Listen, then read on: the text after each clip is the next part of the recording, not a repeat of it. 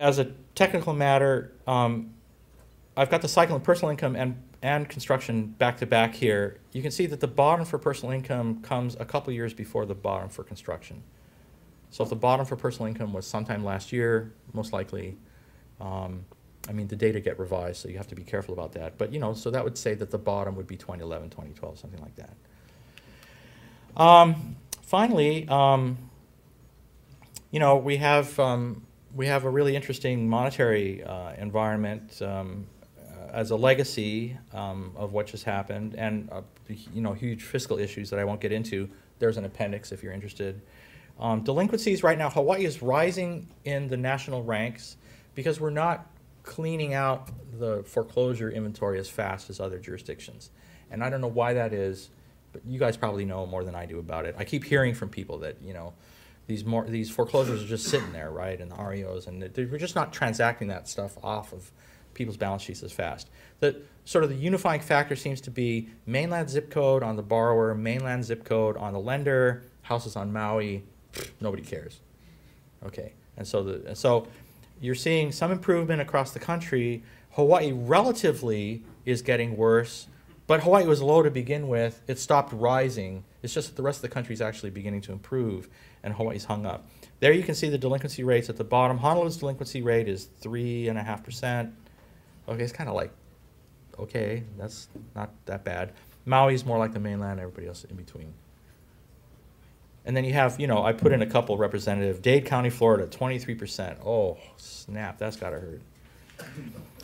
Another really interesting legacy, we went from conventional monetary policy making, push the interest rate down, things will eventually come back, and we had to go one step beyond. After Lehman, the Federal Reserve pulled out its secret arsenal, right? So they press the button and the divider here on the wall pulls back and there's all these, you know, guns and ammo in the other room.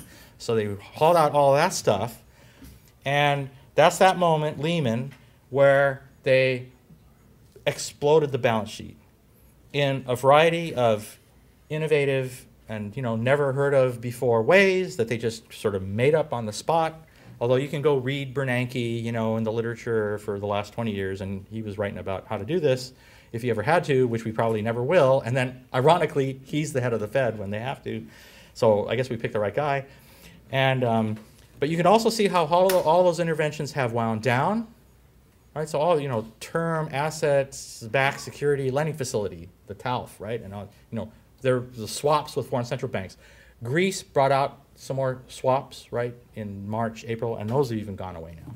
So, but we're left, the Fed's left with this big, you know, $2-point-something trillion balance sheet that used to be an $800 billion balance sheet. That's right. They bought all of these securities, like all of the mortgage-backed securities that nobody else wants, in order to keep the liquidity on the system, because everybody took their liquidity and dug a hole in Montana and stuck the liquidity inside there. So until that liquidity comes out, this is what their balance sheet's going to look like. And the question naturally arises, will they burn some of that off at some point? Because if they do, right, if the Fed starts selling securities, it'll depress their prices and push up interest rates. And what they've said, and so there's this debate about it. And, you know, one argument is, bro, they could just leave it there, like forever. I mean, they printed up the money to buy it. Why should they extinguish the money, right, to sell it? And that's an interesting argument. I don't think most people, I mean, what's the right number, right, relative to GDP? Is that how you do it? I mean, nobody worried about it till, you know, nobody even thought about it before. So all of a sudden we're confronted with this. And so I've quoted what they've said, which I can't read from where I'm standing. But what they said in June was, well, we'll probably wait till after we reduce interest rate. I'm sorry, we'll probably wait till after we raise interest rates to burn off this pile of securities. But when we do burn off that pile of securities, you have to know that, other things equal, interest rates would go up, which we meant to do because we're already raising the target rate. But I'm just saying, okay, we're at zero, you can't go to negative, so that's probably the next thing. And they use this language, an extended period, right? How long will rates stay low? Oops, sorry. How long will rates stay low?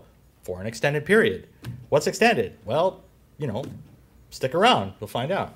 That's kind of the, And let me show you what that's meant for the rate forecast.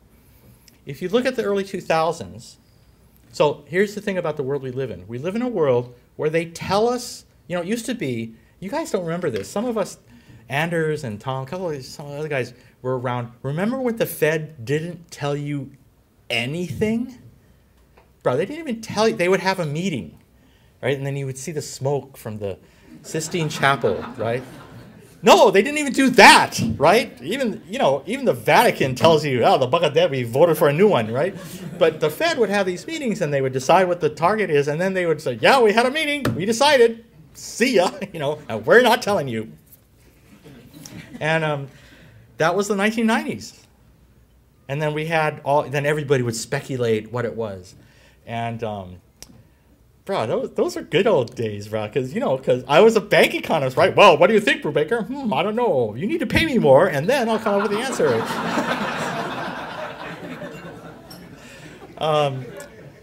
But then all, you know, the young kids like Bernanke came along, and they said, just tell them. What is the deal with not telling him? Ooh, it's a big secret, you know. Well, they were afraid people would speculate, right? And it's like, they're already speculating. Right?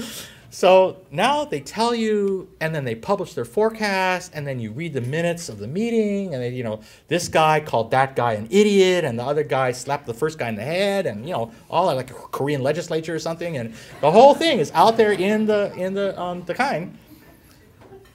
So we know, we have this idea where things are going to end up. They told us what their inflation non-target target is, 1.7 to 2%. We know what the real rate of return to capital is, right? Because you can do labor force growth plus productivity growth means the economy can grow 2.5%. So that should, you know, roughly speaking,